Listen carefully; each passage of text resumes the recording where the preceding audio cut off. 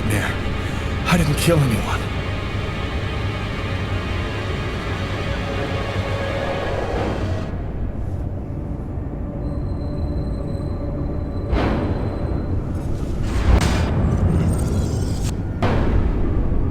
I wasn't dreaming. It all really happened.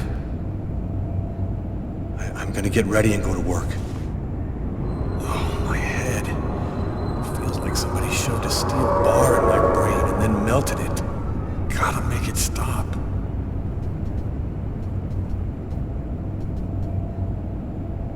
That should help my migraine. Notice reads, "Don't take with alcohol."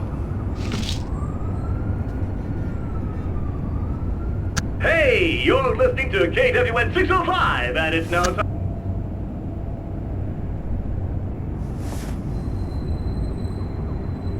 Thus spoke Zarathustra by Nietzsche. I've read it so many times, I know half of it by...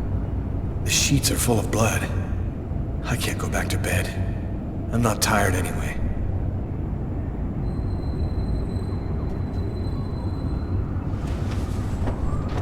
This will hide the blood, in case anyone comes in the room. I'll change the sheets later.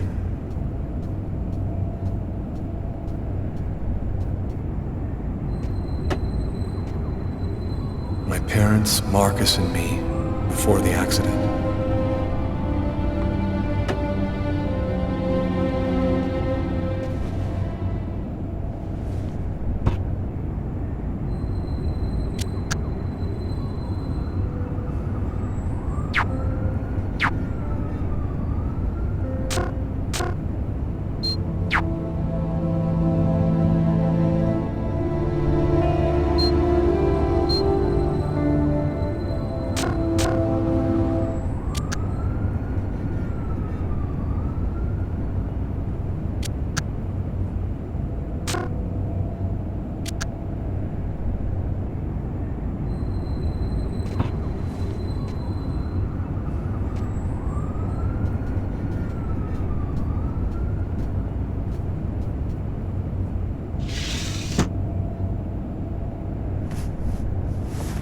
My wrists are still bloody. Gotta do something about that.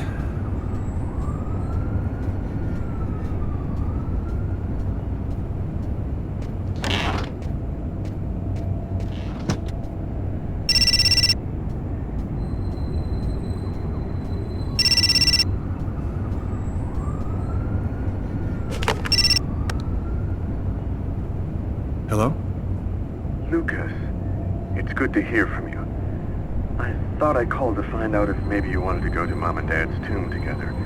And to be honest, I thought it might be a good excuse to get back in touch with you. I need to see you, Marcus. I'm in big trouble. What are you talking about, Lucas? What happened? I can't really talk about it on the telephone. It's serious, Marcus. I'll meet you in half an hour at the park. See you there.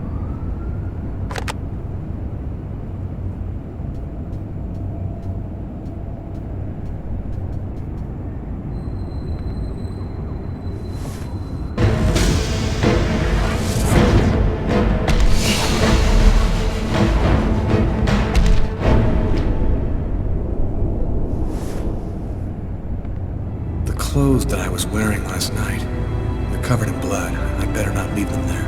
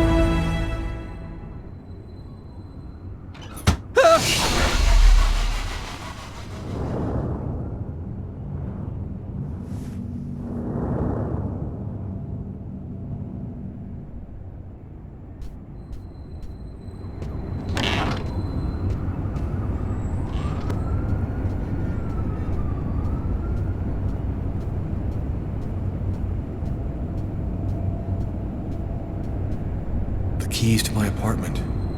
I'll grab them when I'm ready to leave.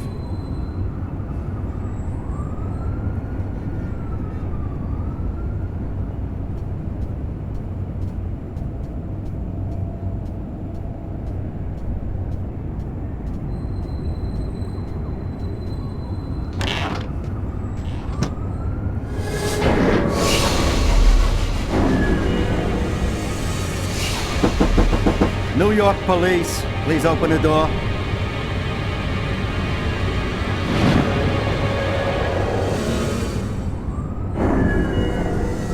These images in my head. I must be losing my mind.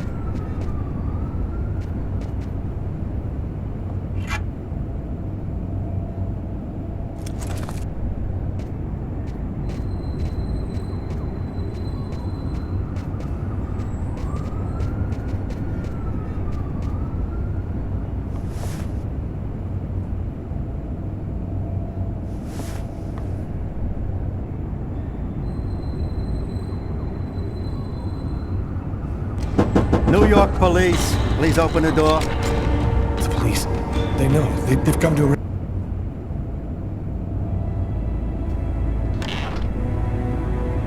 Are you Lucas Kane? Yes. Mr. Kane, the neighbors heard yelling from your apartment. Is there a problem? Oh, yeah, that was me. I cut myself on some broken glass, and I freaked out a little. Fortunately, it wasn't a really big deal. Would it be all right if I took a little look around your apartment? Listen, I promise you, everything's fine. Do you mind if I just go ahead and look around anyway, sir? Whatever. Go ahead.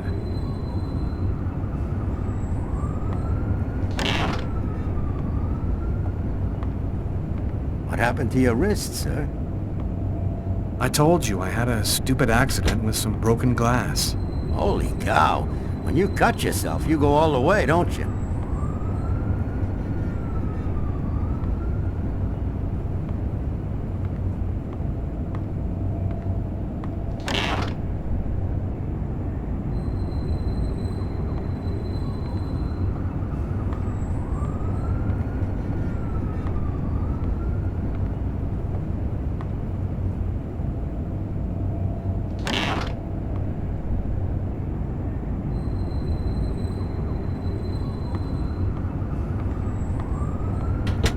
Thank you for your cooperation. Sorry to have bothered you, sir. You know how it is. With everything that's been going on, we prefer to be careful. I understand. Go on, Mr. Kane.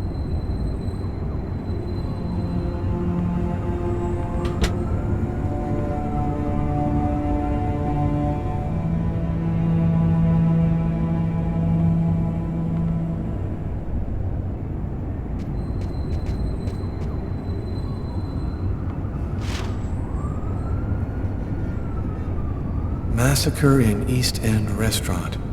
An especially horrible murder was committed last night in the restroom of a local restaurant.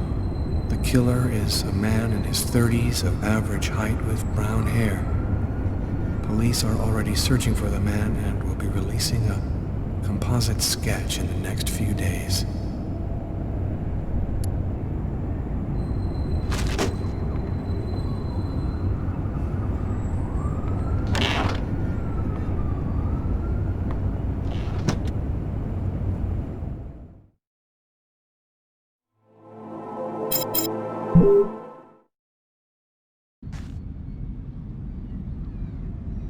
When Marcus and I were kids, we were inseparable. He's the one who took care of me after our parents died. We kind of grew apart after he became a priest. But he's still the only person I really trust. The only one who might believe that I had nothing to do with all this. I'm happy to see you. I missed you. It's been a while. 2 years. So tell me what's happened, Lucas. I've killed a man, Marcus. It happened in a restaurant last night. It's like I was possessed, in a sort of trance, like I was a puppet on a string. I saw what I was doing, but I was powerless to stop it. My God. I can't believe this, Lucas. Tell me that it wasn't you. You're not capable of something like that. This murder, exactly how did it happen? Well, after work last night, I stopped at a little diner to get something to eat. I read a book at my table, I think. And after, it's just a black hole. I don't remember anything. Right up until I found myself in the toilets with a knife in my hand. It was horrible. You went to this restaurant alone? Yeah. Tiffany and I, we broke up about a month ago. I try to get out of the apartment as much as possible. It's just so empty there without her, you know. Were there any witnesses? Did anyone see you? Probably. I got out of the restaurant as best I could. The police still haven't identified me, apparently, but it probably won't take them too long to track me down. Had you been drinking or taking drugs? You know that I don't do that, Marcus. There's something else you need to know. I know this sounds crazy, but after the murder, I had these premonitions, like I was seeing things that hadn't happened yet. What happened to me, Marcus? What am I supposed to do now? You know me better than anyone, Marcus. Help me. Listen, Lucas, I'm a bit lost here. This whole story is just so bizarre. It might be better. Maybe you should go and tell your story to the police, Lucas. Turn yourself in before they find you. Do you really think the police are going to believe a story like that? They'll throw me in prison for the rest of my life, and I'll never find out what really happened. I am a priest, Lucas. The fact that you have taken a life is a very serious matter. I told you that it wasn't me, Marcus. All these years and nothing's changed. You still never listen to me. Lucas, don't ask me to make a choice between my faith and my brother. Somebody used me to commit a crime, and I'm going to find out what happened and why, whatever the cost. I'm sorry, Marcus. I shouldn't have come to see you. Here. You need this more than I do. Marcus, you know that I don't believe in all that. It's going to take a hell of a lot more than a crucifix to get me out of this.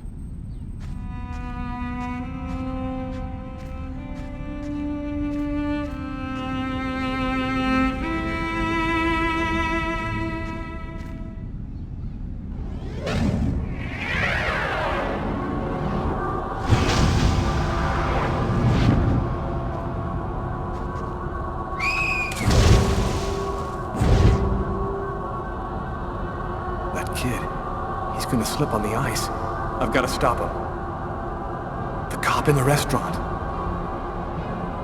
If I don't do something, the child will die.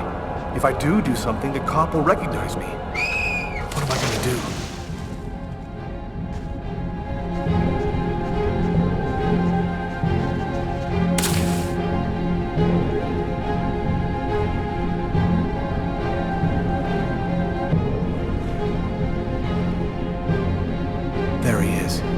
Lost consciousness. Quick, I've got to go back up before I run out of air.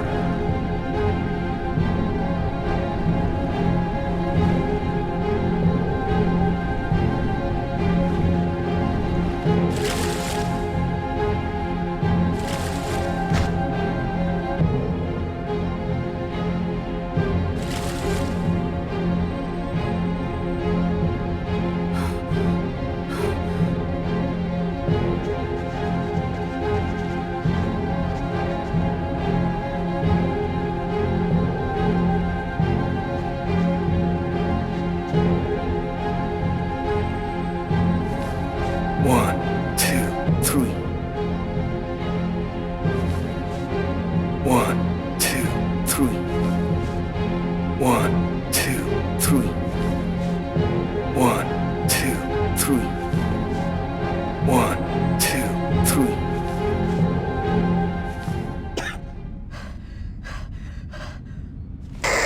Patrol 324. Kid just fell into the water. Send an ambulance right away. Man, what courage. The kid would have died. That guy's a hero. He dove into freezing water to save the kid. The kid never would have made it out of there without him. The cop recognized me. We both knew it. It's hard to say why he didn't turn me in. Maybe he decided I was even. I had taken a life and given one back. Nothing really changed for me. I was still wanted for murder by the police. But when I left that park, I knew I could look myself in the mirror again without cringing.